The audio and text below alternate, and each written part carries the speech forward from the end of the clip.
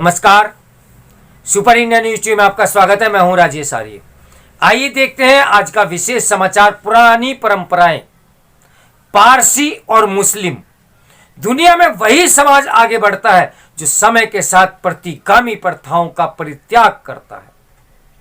कर्नाटक के उडुपी शहर के एक सरकारी स्कूल से उभरे हिजाब विवाद को इस रूप में पेश करने के लिए अतिरिक्त मेहनत और शरारत की जा रही है कि भारत में मुस्लिम अल्पसंख्यकों पर आफत आ गई है।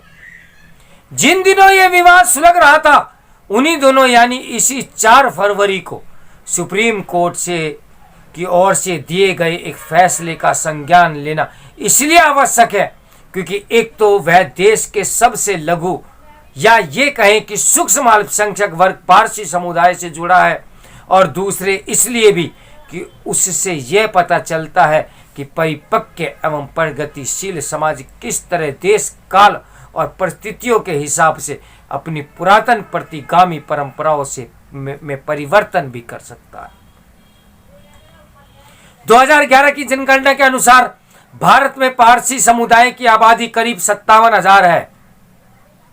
1941 में उनकी आबादी 1.14 लाख थी। पारसियों की आबादी तेजी से बढ़े, इसके लिए भारत सरकार का अल्पसंख्यक मंत्रालय जियो पारसी नाम से एक योजना चला रहा है।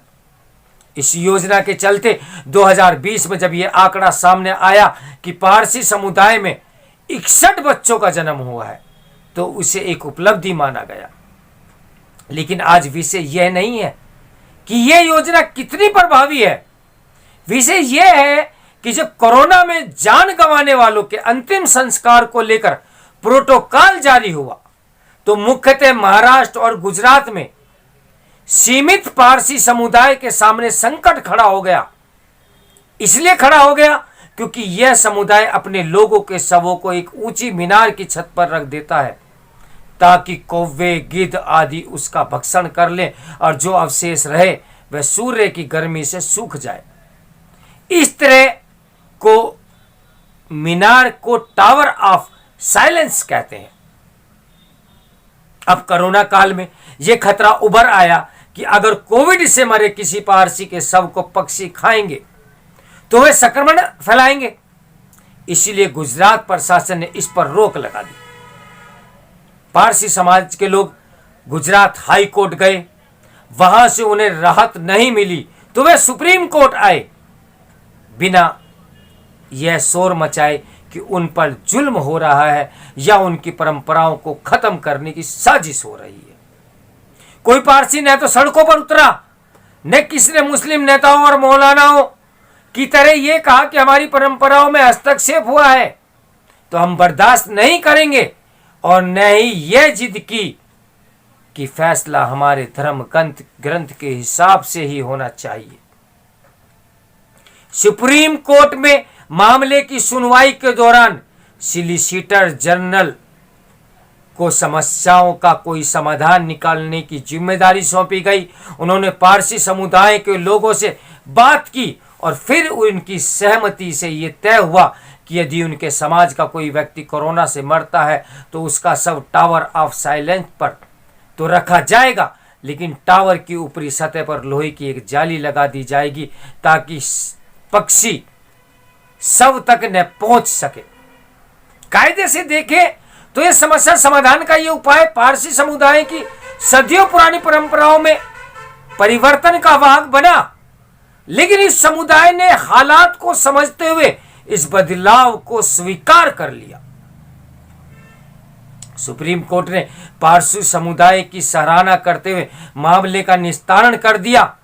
देश इस सब से इसलिए अनभिज्ञ सा रहा क्योंकि न तो इंटरनेट मीडिया पर पारसी समुदाय के लोगों ने कोई अभियान छेड़ा और न ही एक आध लोगों को छोड़कर किसी ने यह कहा कि उनके संविधान प्रदत्त अधिकारों का हनन हो रहा है।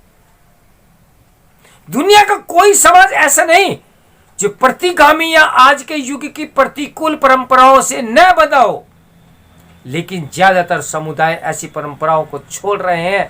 हिंदू समाज घूंघट प्रथा से करीब करीब मुक्त हो रहा है।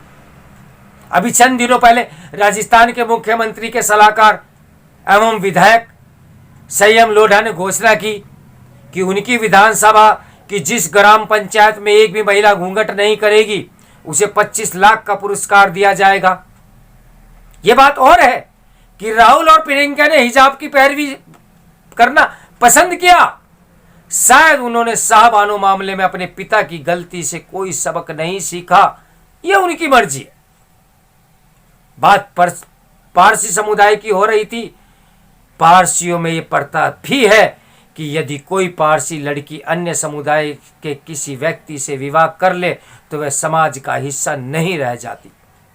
वास्तव में पारसियों की आबादी में कमी का एक कारण यह परंपरा भी है।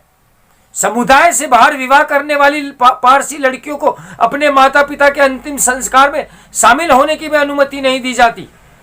कुछ वर्ष पहले एक हिंदू से शादी करने वाली पारसी महिला गुलरुख के मन में यह आशंका घर कर गई कि यदि उसके वृद्ध माता पिता नहीं रहे तो उन्हें उनके अंतिम संस्कार में नहीं जाने दिया जाएगा।